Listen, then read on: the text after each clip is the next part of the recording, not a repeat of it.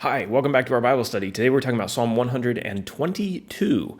And if you want our free PDF, which you're going to see up on the screen right now, you can download it on our website. There's a link in the description. It's completely free, and you can share it with other people or use it for a Bible study or whatever you want to do.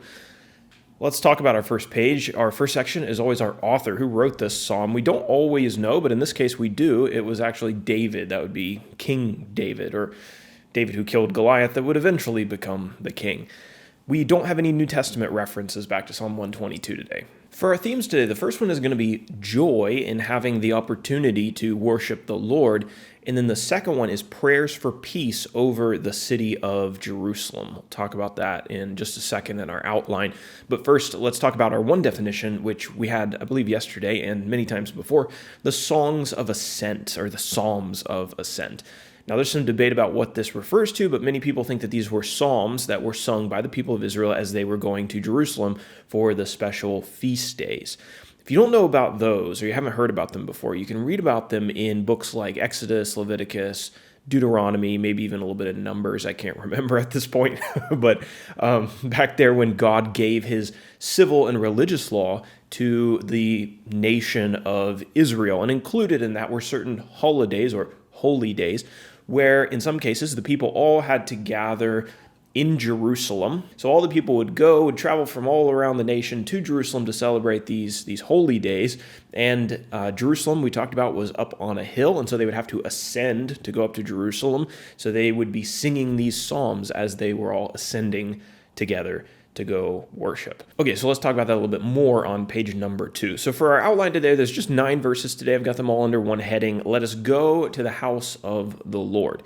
Now, if the Psalms of Ascent were indeed sung by the Israelites as they were traveling up to Jerusalem for the feast, then Psalm 122 is very fitting, and its content is very fitting. It celebrates the city of Jerusalem, and it expresses pleasure at being able to go to God's house to worship and to honor the Lord. Verse 4 specifically mentions some of those laws and commands that God gave to his people, that they were supposed to assemble on these prescribed days. So they all went together. They're happy about this, right? It's a command of God, yes. They're going to worship, yes, but they're happy about it.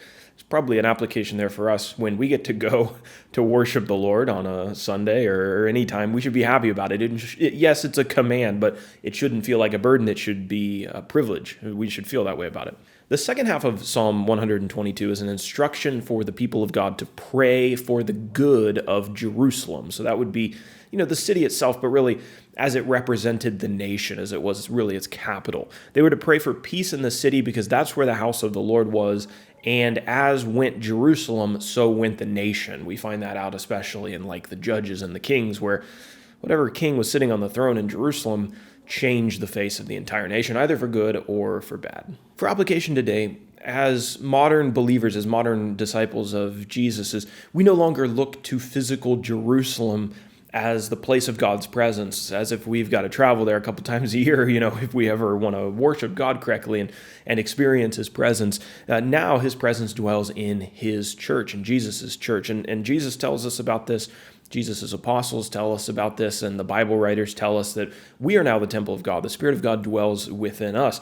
Our key concern should be the peace, the health, and the influence of the church. The church is the light and the presence of God in any community, and our prayer should be that God would strengthen it so that his name will be glorified through it, and so that those who are lost in darkness will be drawn to its light.